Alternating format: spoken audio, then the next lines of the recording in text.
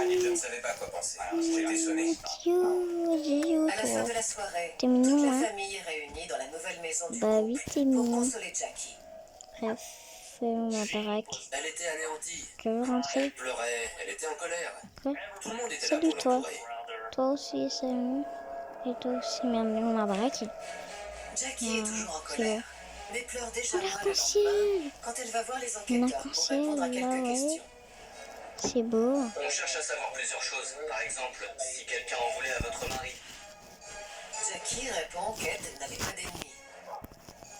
Les enquêteurs ont Mais alors tiens, une autre j'ai monté. hypothèse, pouvant expliquer comment Ed s'est retrouvé sur un Je parking désert, au beau milieu de la nuit. l'ai aux fesses. Avez-vous déjà douté de votre mari? Non. Donc vous n'avez jamais cru qu'il puisse vous tromper avec une autre femme? Ouais. Jackie dit à la police qu'avec Ed, ils vivaient heureux depuis 5 ans. Le vendredi précédent était d'ailleurs leur anniversaire de mariage. Mais comme elle était chez sa mère, ils n'ont pas eu le temps de le fêter. Cela pourrait expliquer pourquoi Ed se trouvait à l'Oasis samedi soir. Ed aurait pu avoir envie d'aller la voir pour leur anniversaire de mariage. C'était une de ses hypothèses. Notre anniversaire de mariage était vendredi et on ne s'était pas vu depuis 2 semaines. Donc il aurait pu passer par là pour venir vous voir. La route où se trouve l'Oasis relie Palmetto et Winter Haven. Donc ce n'était pas incohérent. Mais si cette hypothèse est juste, Ed voulait que ce soit une surprise, car Jackie dit aux enquêteurs qu'elle a eu Ed au téléphone vers minuit et qu'il n'a pas parlé d'une visite. Il vous a dit qu'il était à la maison? Oui, et qu'on se verrait le lendemain, car c'était notre anniversaire de mariage et qu'on allait manger un bon dîner. Mais si Ed a dit cela à Jackie, il mentait. Pour affirmer cela, les enquêteurs se basent sur un reçu dans le portefeuille d'Ed. Le reçu a été imprimé à minuit 10. C'était pour de l'essence. Il vous a appelé à minuit 11, une minute plus tard. Tu peux venir, hein? Donc s'il vous a dit qu'il était à la maison, il a menti. Peut-être qu'Ed voulait faire une surprise à Jackie, mais il reste un élément troublant. Le reçu n'est pas un reçu de l'Oasis. Pourquoi Ed se serait-il arrêté là s'il avait déjà fait le plein ailleurs? Peut-être qu'il s'est arrêté pour aider quelqu'un? Ed était un type bien. Il vous aurait donné sa chemise. Il était toujours prêt à vous aider si besoin. Selon les enquêteurs, il n'est pas impossible que quelqu'un ait simulé une panne pour qu'Ed s'arrête. Mais un détail ne colle pas. On n'a pas touché à son portefeuille qui a été retrouvé dans sa voiture. On l'aurait volé. Pourquoi quelqu'un l'aurait tué sans raison?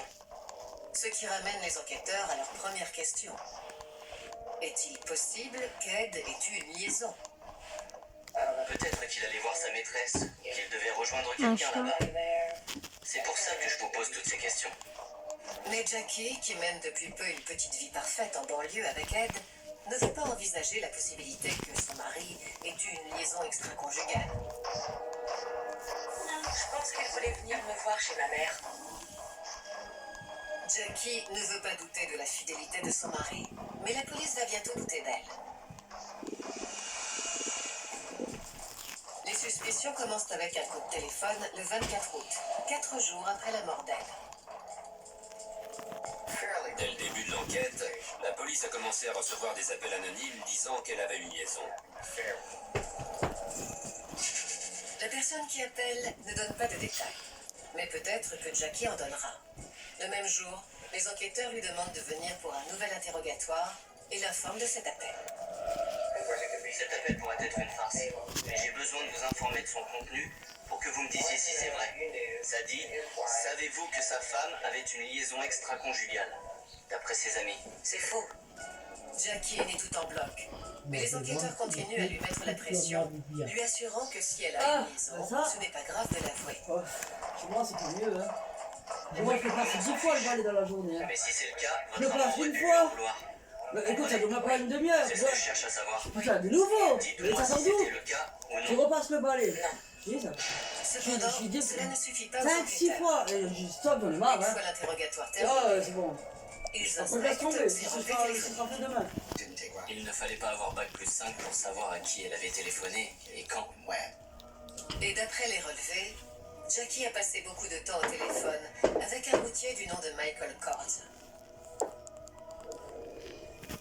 Il s'était appelé à de nombreuses reprises Des fois, avant, tu m'as appelé, je dis que ça c'est pas et après possible. le On meurtre. est qu'à deux. J'ai l'impression qu'on a 10 là-dedans. Tellement que c'est sale. Les relevés téléphoniques de Jackie les ont-ils directement menés au meurtrier? D'après le casier judiciaire de Michael Kors, c'est une théorie plausible. Michael était un petit criminel à 2 balles. Il n'avait pas un passé violent. Mais il avait été arrêté plusieurs fois, au moins une douzaine. Il avait fait des chèques en bois. Tiens, je te On donne l'avait ça. accusé de violence domestique.